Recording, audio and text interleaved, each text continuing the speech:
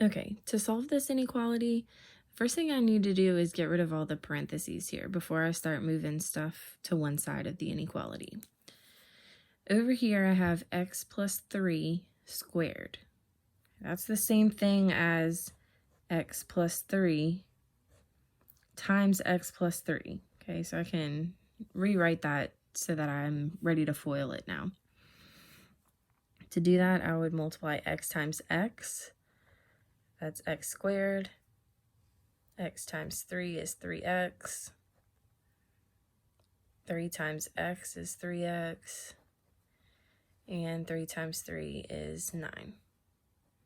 Greater than or equal to, I can go ahead and distribute this. 2 times x squared is 2x squared. 2 times 7 is 14. Okay, I'm going to go ahead and subtract 2x squared from both sides and subtract 14 from both sides. At this point, I'm trying to move everything to the left side so that my inequality can be set to 0. X squared minus 2x squared is a negative x squared. Combine your like terms. 3x plus 3x is 6x. And positive 9 minus 14 would be a negative 5. And that's greater than or equal to, I canceled all of this out, so now I have it set to 0. Now, normally I would go ahead and factor this, but I want to get rid of this negative here so that I'm not worried about it. In order to do that, I'm going to change the sign of each of these by dividing by -1 on both sides. It's not going to matter on this side because 0 divided by anything is still 0. But over here, make sure that you are changing the sign of each thing. Okay, if you wanted to write it differently, you could say that you're multiplying all of this by -1. But either way, you get the same result.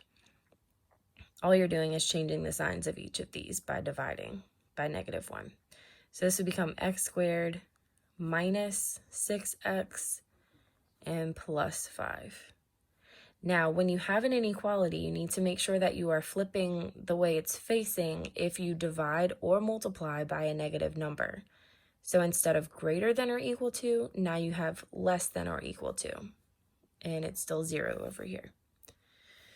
Okay, now I can go ahead and factor this. So I need two numbers that will multiply to 5, but add to -6. Okay, the only factors that I have for 5 are 1 and 5. I need to make sure that they're going to multiply to be a positive number, and this needs to be negative. The only way that will happen is if I have a -5 and a -1. Okay, you can keep that there for now. Now I will go ahead and split these up into my two equations. I'm going to go ahead and say x minus 5 equals 0 and x minus 1 equals 0. Okay, instead of worrying about this.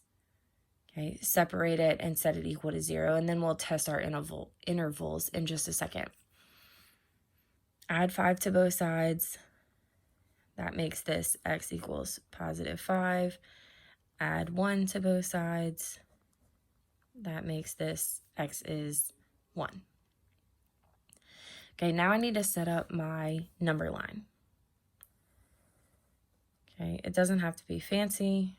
Just make sure that you have the numbers that you need on it. Okay, I need 1 and I need 5. I'm going to need a number bigger and less than each of those.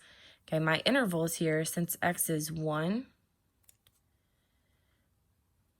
and x is 5, I need to check a number on each interval. Okay, so that means I need to go less than 1, I need to go between 1 and 5, and I need to go greater than 5. I'm going to plug that in to either my original inequality, okay, or the one where we got it set to 0, okay? Because my original equation for this one is kind of crazy, I'm going to go ahead and plug it into this one. Okay, so I'll write that again down here just so that I can see it a little bit better. X squared minus 6x plus 5 is less than or equal to 0. So I'm trying to see if it's true for all of these intervals, or which ones it's true for. Okay, so I'm going to start over here with 0. Plugging in 0 here would give me 0 minus, this would be 0 plus 5 is less than or equal to 0. Okay, well, 5 is not less than or equal to 0, so I'm not shading anything here. It doesn't work over here. That's not going to be part of my interval. Now I need to choose a number between 1 and 5. It doesn't matter what number you choose. You can choose 2, 3, or 4.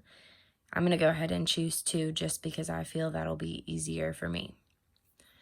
So into this equation, I'm going to plug in 2 for x. So 2 squared minus 6 times 2 plus 5 is less than or equal to 0. Okay, let's see if that's true. This would be 4 minus 12 plus 5 is less than or equal to 0.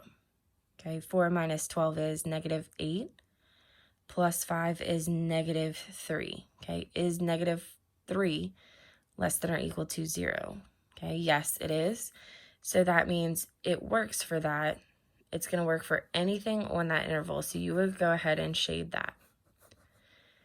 Okay, now, as I explained on the last video, if you watch that, when you have 3 intervals like this, it's either going to work for both of these out here and not this one, or it's going to work for this one and not these out here. Okay, so I can go ahead and assume that for this one it's not going to work, but I will go ahead and check it just to make sure. If I plug in 6, I would have 6 squared, which is 36, minus 6 times 6, which is 36, leaving just this 5, and 5 is not less than or equal to 0. That's what I ended up with the interval when I checked it over here as well. Okay, so that doesn't work over here. So my answer for this would be anywhere between 1 and 5, and it is included, because remember this was an or equal to, so these circles are both closed. Okay, they're only open if that does not have an or equal to here. So when x is less than or equal to 1, sorry, greater than or equal to 1, and when x is less than or equal to 5.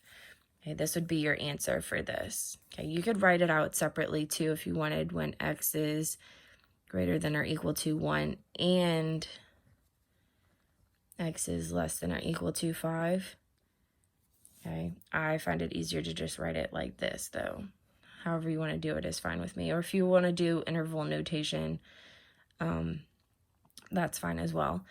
You would write it 1 is included, so you need a bracket, and 5 is included, and you need a bracket.